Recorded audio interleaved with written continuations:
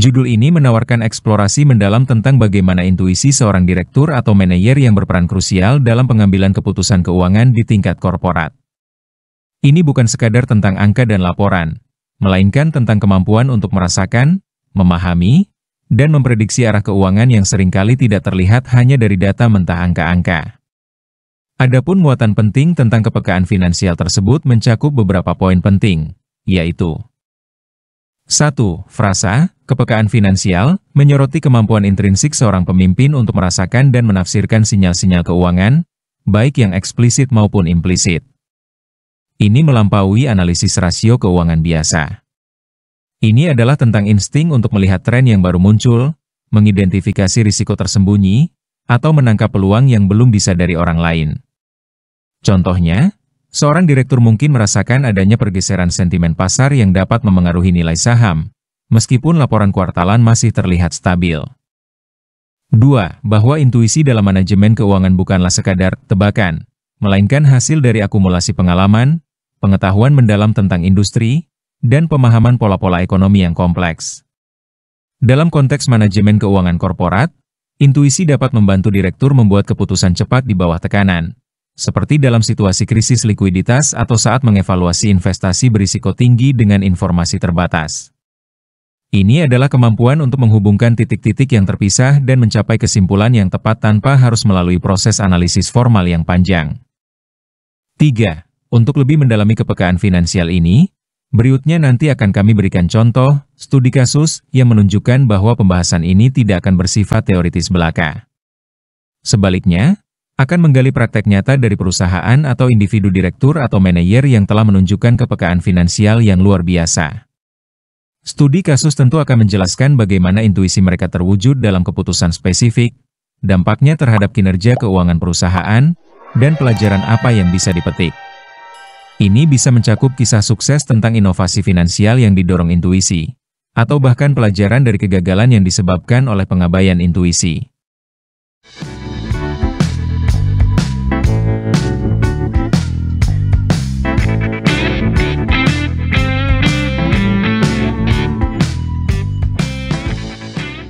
Secara keseluruhan, judul ini menjanjikan analisis yang kaya tentang dimensi kemanusiaan dalam pengambilan keputusan keuangan, di mana pengalaman dan naluri berpadu dengan data untuk membentuk strategi korporat yang kokoh.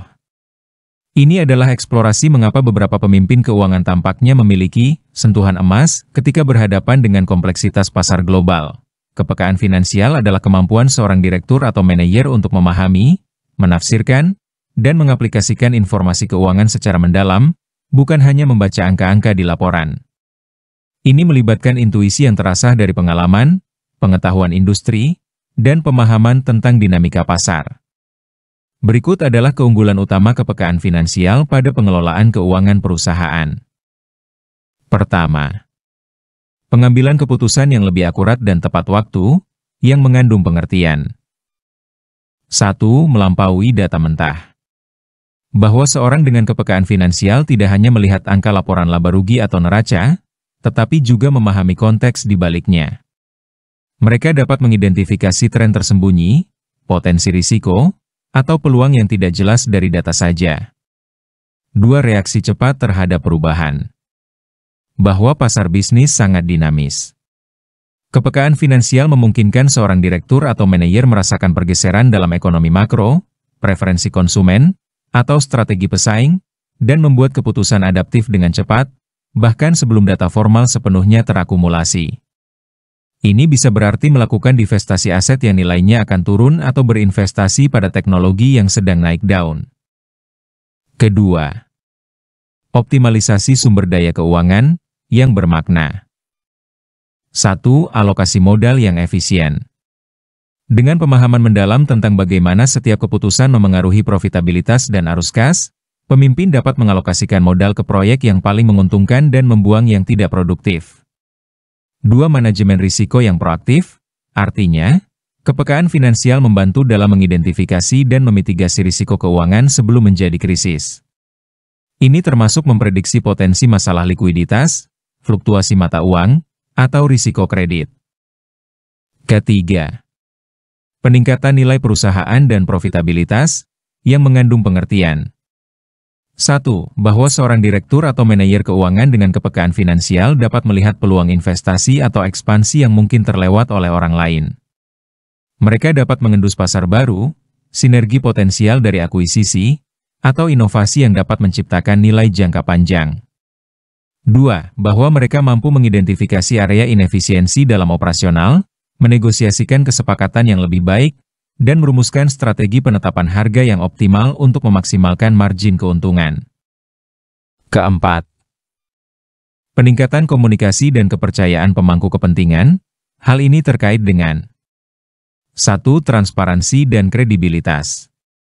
Seorang pemimpin yang memiliki kepekaan finansial dapat mengartikulasikan kondisi keuangan perusahaan dengan jelas kepada investor, bank, karyawan, dan pemangku kepentingan lainnya. Ini membangun kepercayaan dan kredibilitas. 2. Negosiasi yang lebih kuat. Bahwa dengan pemahaman yang kuat tentang implikasi finansial dari setiap kesepakatan, mereka dapat bernegosiasi lebih efektif dalam merger, akuisisi, atau kontrak besar lainnya. Kelima, keberlanjutan dan ketahanan perusahaan jangka panjang. Hal mana menunjukkan kemampuan seorang pemimpin dalam hal 1. Menyusun perencanaan strategis yang kokoh. Dalam hal ini, kepekaan finansial membentuk fondasi untuk perencanaan strategis yang realistis dan ambisius. Ini memastikan bahwa tujuan pertumbuhan perusahaan didukung oleh proyeksi keuangan yang solid dan strategi yang berkelanjutan. 2. Adaptasi terhadap disrupsi. Bahwa di era disrupsi yang cepat, perusahaan yang memiliki pemimpin dengan kepekaan finansial yang tinggi akan lebih mampu beradaptasi dan tetap relevan, karena mereka dapat mengantisipasi perubahan dan meresponsnya secara finansial. Secara keseluruhan, kepekaan finansial memungkinkan direktur atau manajer untuk tidak hanya mengelola uang, tetapi juga menyetir perusahaan menuju kesuksesan jangka panjang dengan keputusan yang cerdas dan visioner, bahkan dalam situasi yang kompleks dan tidak pasti.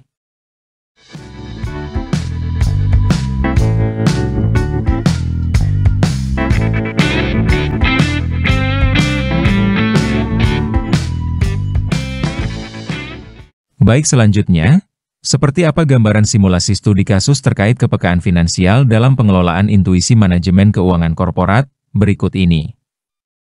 Studi kasus 1. PT Innova Digital dan Firasat Divestasi Pak Reza. Latar belakang. PT Innova Digital, perusahaan teknologi terkemuka di Indonesia, dikenal dengan portofolio produk software inovatifnya. Pada awal tahun 2024, perusahaan ini memiliki salah satu lini produk, Innova Cloud Storage, yang secara historis menjadi penyumbang pendapatan stabil. Meskipun pertumbuhan melambat, proyeksi internal dan analisis pasar dari konsultan eksternal masih menunjukkan potensi pertumbuhan jangka menengah yang moderat. Data menunjukkan bahwa meskipun ada persaingan ketat, basis pelanggan Innova Cloud Storage cukup loyal. Pak Reza Santoso, Direktur Keuangan PT Innova Digital, adalah sosok yang sangat dihormati. Ia dikenal bukan hanya karena kemampuannya membaca laporan keuangan dengan cermat, tetapi juga karena firasat atau intuisi finansialnya yang seringkali terbukti akurat, terutama dalam menghadapi ketidakpastian pasar. Pada pertengahan tahun 2024, Pak Reza mulai merasa gelisah tentang Innova Cloud Storage. Secara objektif, angka-angka masih terlihat baik, laba masih positif, dan arus kas stabil. Namun, Pak Reza merasakan adanya pergeseran halus dalam ekosistem teknologi. Ia melihat indikator non-finansial seperti 1. Peningkatan frekuensi diskusi internal tentang biaya pemeliharaan infrastruktur cloud yang melonjak. 2. Pergeseran preferensi pelanggan di segmen lain menuju solusi edge computing dan serverless yang lebih terdesentralisasi. 3. Perlambatan kecepatan inovasi di divisi cloud storage dibandingkan dengan divisi lain yang sedang mengembangkan produk AI dan IoT. Tidak ada data spesifik yang secara langsung menunjukkan penurunan tajam dalam waktu dekat, dan tim pemasaran justru menyiapkan kampanye besar-besaran untuk lini produk ini. Meskipun laporan proyeksi menunjukkan angka positif, intuisi Pak Reza terus membisikkan bahwa sesuatu akan berubah drastis di pasar penyimpanan cloud. Ia percaya bahwa dalam 12 sampai dengan 18 bulan ke depan, model bisnis penyimpanan cloud tradisional akan menghadapi tekanan signifikan akibat teknologi baru dan perubahan perilaku konsumen yang sangat cepat. Melawan opini tim yang cenderung optimis dan data historis, Pak Reza mulai mendorong manajemen untuk mengeksplorasi opsi divestasi Innova Cloud Storage. Ia berargumen bahwa mempertahankan aset ini terlalu lama bisa mengubahnya dari aset bernilai menjadi beban di kemudian hari, terutama jika tren edge computing benar-benar meledak dan membuat solusi cloud terpusat kurang relevan. Setelah perdebatan sengit dan beberapa kali presentasi dari Pak Reza yang menekankan risiko, gelombang besar, yang akan datang, manajemen akhirnya setuju untuk memulai proses eksplorasi penjualan Innova Cloud Storage. Mereka menemukan pembeli di awal tahun 2025, sebuah perusahaan investasi yang tertarik pada basis pelanggan loyal dan infrastruktur yang sudah ada. 7 bulan kemudian, prediksi Pak Reza menjadi kenyataan. Pasar penyimpanan cloud memang mengalami disrupsi besar. Perusahaan-perusahaan raksasa teknologi meluncurkan solusi edge computing yang jauh lebih efisien dan murah, diikuti oleh pergeseran preferensi bisnis yang drastis.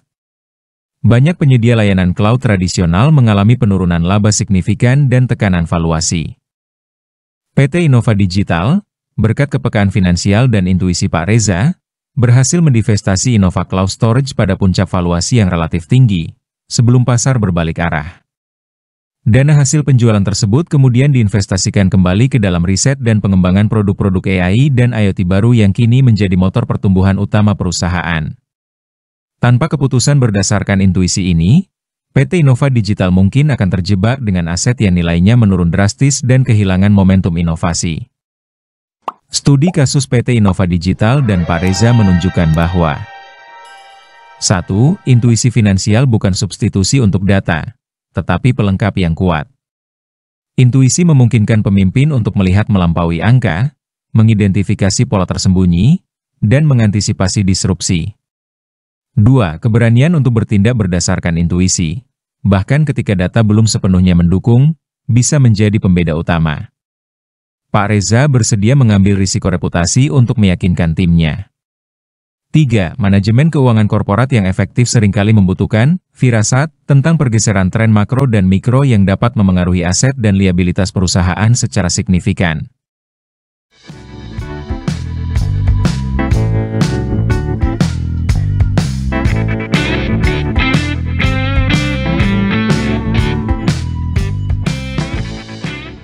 Studi kasus 2. Penilaian kelayakan aset properti PT Gria Makmur dan Naluri Pasar, Ibu Weli. Latar belakang. PT Gria Makmur adalah pengembang properti berskala menengah yang dikenal fokus pada pembangunan perumahan tapak di area suburban Jakarta. Pada akhir tahun 2024, perusahaan ini dihadapkan pada keputusan penting terkait kelayakan aset sebuah lahan seluas 15 hektar di daerah Serpong Utara. Lahan ini telah dimiliki oleh PT Gria Makmur selama 5 tahun, namun proyek pengembangan di atasnya selalu tertunda karena beberapa kendala teknis dan perizinan. Secara teoritis, lahan tersebut memiliki potensi besar. Berada di lokasi strategis dekat akses tol baru, data survei menunjukkan tren pertumbuhan penduduk yang positif di sekitarnya. Analis properti eksternal memproyeksikan apresiasi nilai yang stabil dalam jangka panjang. Ibu Weli Wijaya, Direktur Investasi PT Gria Makmur, adalah seorang profesional berpengalaman dengan rekam jejak sukses dalam akuisisi dan pengembangan properti. Selain kemampuan analisis finansialnya yang tajam, Ibu Eli juga dikenal memiliki naluri pasar yang kuat, seringkali merasakan pergeseran tren atau potensi tersembunyi yang tidak terungkap dalam laporan formal. Situasi yang menantang, Dewan Direksi PT Gria Makmur sedang mempertimbangkan 2 opsi utama untuk lahan di Serpong Utara. 1. Melanjutkan pengembangan. Artinya mengatasi kendala perizinan dan memulai konstruksi proyek perumahan tapak, yang diperkirakan memakan waktu 2 tahun dan membutuhkan investasi besar. 2. Menjual aset, divestasi, yaitu menjual lahan tersebut kepada pihak ketiga untuk merealisasikan keuntungan dan memfokuskan modal pada proyek lain yang lebih cepat menghasilkan.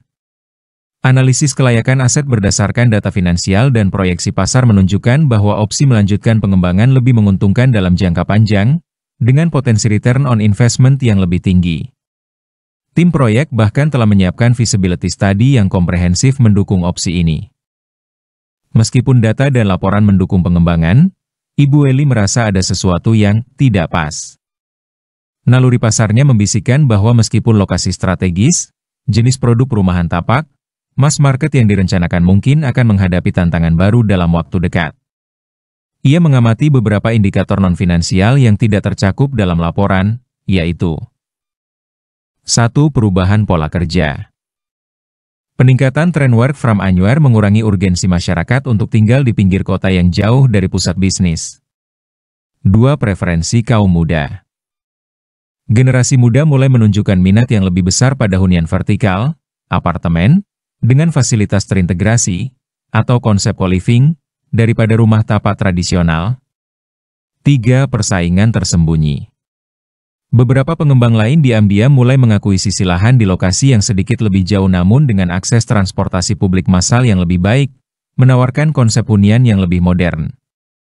Ibu Eli khawatir bahwa jika PT Gria Makmur tetap bersikeras mengembangkan proyek perumahan tapak tradisional, mereka akan terlambat masuk pasar dan menghadapi kesulitan penjualan di kemudian hari, yang akan membuat lahan tersebut menjadi aset yang tidak layak meskipun di atas kertas tampak menjanjikan. Dengan berani, Ibu Eli mengajukan argumen yang kuat kepada Dewan Direksi, menyoroti risiko-risiko yang ia rasakan berdasarkan naluri pasarnya. Ia berpendapat bahwa meskipun proyeksi finansial terlihat bagus, kelayakan aset ini dalam jangka panjang berisiko jika tidak ada penyesuaian strategi produk yang signifikan atau jika tren pasar bergeser terlalu cepat. Ia menyarankan agar perusahaan mempertimbangkan untuk menjual sebagian lahan dan menggunakan dananya untuk mengembangkan konsep hunian vertikal atau mixed use di lahan yang tersisa, atau bahkan di lokasi lain yang lebih prospektif. Awalnya, Dewan Direksi skeptis karena analisis formal mendukung pengembangan. Namun, reputasi dan rekam jejak Ibu Eli yang selalu akurat membuat mereka mendengarkan. Mereka akhirnya memutuskan untuk mencari pembeli untuk sebagian kecil lahan tersebut sambil merumuskan ulang konsep pengembangan untuk sisa lahan agar lebih sesuai dengan tren pasar yang diantisipasi Ibu Eli. 6 bulan kemudian, kekhawatiran Ibu Eli terbukti. Beberapa proyek perumahan tapak baru di area Serpong Utara mulai mengalami perlambatan penjualan, dan muncul berita tentang perubahan rencana tata kota yang akan memfasilitasi pengembangan hunian vertikal dan area komersial di sekitar area tersebut. Berkat naluri pasar dan kepekaan finansial Ibu Eli, PT Gria Makmur berhasil menghindari potensi kerugian dari proyek yang salah sasaran.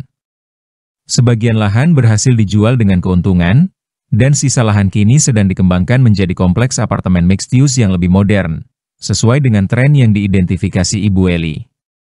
Lahan tersebut kini terbukti lebih layak dengan strategi yang disesuaikan.